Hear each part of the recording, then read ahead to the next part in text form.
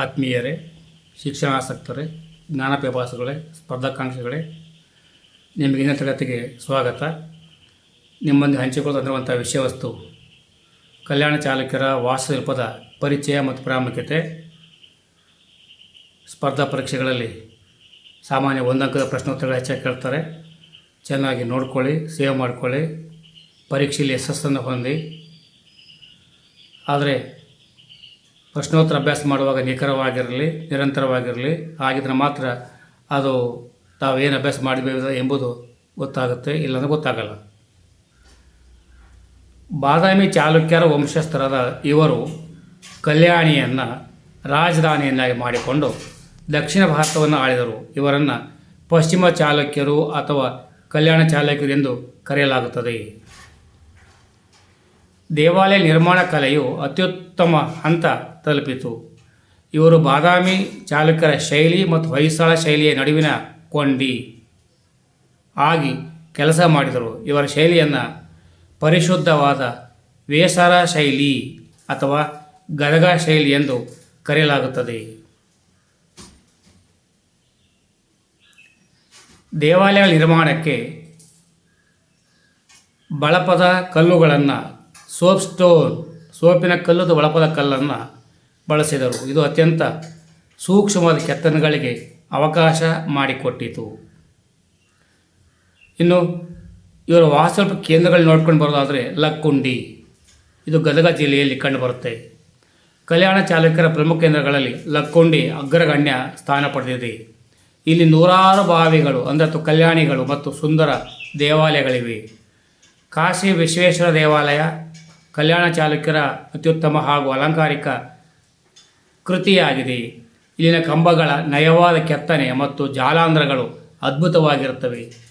ಬ್ರಹ್ಮ ಜಿನ ಬಸದಿ ಲಕ್ಕುಂಡಿಯಲ್ಲಿರುವ ಅತ್ಯಂತ ಪ್ರಾಚೀನ ಜೈನ ಬಸದಿಯಾಗಿದೆ. ಕೊಪ್ಪಳ ಜಿಲ್ಲೆಯಲ್ಲಿ ಇನ್ನೊಂದು ಕೇಂದ್ರ ಇದೆ, ಅದು ಇಟಗಿಯ ಮಹಾದೇವ ದೇವಾಲಯ. ಚಾಲುಕ್ಯ ವಾಸ್ತುಶಿಲ್ಪದ ಚಕ್ರವರ್ತಿ ಎಂದೇ ಇಟಗಿಯ ಮಹಾದೇವ ದೇವಾಲಯವನ್ನು ಕರೆಯಲ್ಪಡುತ್ತದೆ. ಇದು ಪ್ರಸಿದ್ಧ ಶಿಲ್ಪ ಯಾರು ಅಂದರೆ ಮಹಾದೇವ ನಿರ್ಮಿಸಿದುದು. ಇಲ್ಲಿನ ಕಂಬಗಳ ಮೇಲೆ ಬೆಳಕನ್ನು ಪ್ರತಿಫಲಿಸುವ ನುಣುಪಾದ ಕೆತ್ತನೆಗಳಿವೆ. ಗದಗ ಮತ್ತು ಡಂಬಳ ಜಿಲ್ಲೆಗಳಲ್ಲಿ ನೋಡೋದಾದರೆ ವೀರನಾರಾಯಣ ದೇವಾಲಯ ಮತ್ತು ತ್ರಿಕೋಟೇಶ್ವರ ದೇವಾಲಯ, ಇಲ್ಲಿನ ಸರಸ್ವತಿ ದೇವಸ್ಥಾನದ ಕಂಬಗಳು ಮತ್ತು ಚಾಲುಕ್ಯ ಶೈಲಿಯ ಗೋಪುರಗಳು ಪ್ರಸಿದ್ಧವಾಗಿವೆ. ಡಂಬಳದಲ್ಲಿ ದೊಡ್ಡ ಬಸದಿ ಇದೆ. ಇದು ಬೌದ್ಧ ಮತ್ತು ಜೈನ ಪ್ರಭಾವವಿರುವ ವಿಶಿಷ್ಟ ವಾಸ್ತುಶಿಲ್ಪದ ಬಸದಿಯಾಗಿದೆ. ಇನ್ನು ಕುರುವತ್ತಿ ಮತ್ತು ಬಾಗಳಿ ನೋಡೋದಾದರೆ ತುಂಗಭದ್ರಾ ನದಿಯ ದಡದಲ್ಲಿರುವ ಕುರುವತ್ತಿಯ ಮಲ್ಲಿಕಾರ್ಜುನ ದೇವಾಲಯವು ಕಲ್ಯಾಣ ಚಾಲುಕ್ಯರ ಅತ್ಯಂತ ಸುಂದರ ಶಿಲ್ಪಗಳಿಗೆ ಸಾಕ್ಷಿಯಾಗಿದೆ. ಇವರ ರಾಜಲಾಂಛನ ಯಾವುದಪ್ಪ ಅಂದರೆ ವರಹ. ಕಲ್ಯಾಣ ಚಾಲುಕ್ಯರು ಬಾದಾಮಿ ಚಾಲುಕ್ಯರಂತೆ ವರಹವನ್ನು ತಮ್ಮ ರಾಜಲಾಂಛನವನ್ನಾಗಿ ಮುಂದುವರಿಸಿದರು. ಸಾಹಿತ್ಯ ಮತ್ತು ಕಲೆಗಳಿಗೆ ಪ್ರೋತ್ಸಾಹಗಳನ್ನು ನೀಡಿದರು. ಕಲ್ಯಾಣ ಚಾಲುಕ್ಯರ ಆಶ್ರಯದಲ್ಲಿ ಕನ್ನಡದ ಪ್ರಸಿದ್ಧ ಕವಿಗಳಾದ ರನ್ನ, ಬ್ರಹ್ಮ, ಶಿವ ಮುಂತಾದವರು ಹಾಗೂ ವಿಜ್ಞಾನೇಶ್ವರನಂಥ ಕಾನೂನು ತಜ್ಞರು ಇಲ್ಲಿ ಅನೇಕ ಕೃತಿಗಳನ್ನು ರಚಿಸಿದ್ದಾರೆ. ಕಲ್ಯಾಣ ಚಾಲುಕ್ಯರ ರಾಜಧಾನಿ ಕಲ್ಯಾಣಿ, ಬಸವ ಕಲ್ಯಾಣಿ.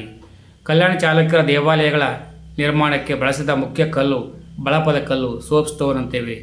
ಚಾಲುಕ್ಯ ವಾಸ್ತುಶಿಲ್ಪದ ಚಕ್ರವರ್ತಿಯಿಂದ ಕರೆಯಲ್ಪಡುವ ಇಟಗಿಯ ಮಹಾದೇವ ದೇವಾಲಯ ಇರುವ ಜಿಲ್ಲೆ ಕೊಪ್ಪಳ. ಕಲ್ಯಾಣ ಚಾಲುಕ್ಯರ ವಾಸ್ತುಶಿಲ್ಪ ಶೈಲಿಯನ್ನು ಸಾಮಾನ್ಯವಾಗಿ ವೇಸರ ಶೈಲಿ ಅಥವಾ ಗದಗ ಶೈಲಿ ಎಂದು ಕರೆಯುತ್ತೇವೆ. ಲಕ್ಕುಂಡಿಯ ಪ್ರಸಿದ್ಧ ದೇವಾಲಯ ಯಾವುದು ಎಂದರೆ ಕಾಶಿ ವಿಶ್ವೇಶ್ವರ ದೇವಾಲಯ. ಧನ್ಯವಾದಗಳು. ತುಂಬ ಚೆನ್ನಾಗಿ ಅಭ್ಯಾಸ ಮಾಡಿ, ಮನನ ಮಾಡ್ಕೊಳ್ಳಿ, ಮುಂದಕ್ಕೆ ಮಾಡಿ ಇಟ್ಕೊಳ್ಳಿ. ಪರೀಕ್ಷೆ ಬಂದ ಕಾಲಕ್ಕೆ ಬರಲಿಕ್ಕೆ ಬರ್ತದೆ. ಕಲ್ಯಾಣ ಚಾಲುಕ್ಯರ ವಾಸ್ತುಶಿಲ್ಪ ಕೇಂದ್ರಗಳ ಸಂಕ್ಷಿಪ್ತ ಮಾಹಿತಿಯನ್ನು ನಿಮಗೆ ನೀಡಿದ್ದೇನೆ. ಶುಭವಾಗಲಿ. ಜೈ ಹಿಂದ್, ಜೈ ಕರ್ನಾಟಕ, ಜೈ ಭಾರತ್ ಮಾತೆ.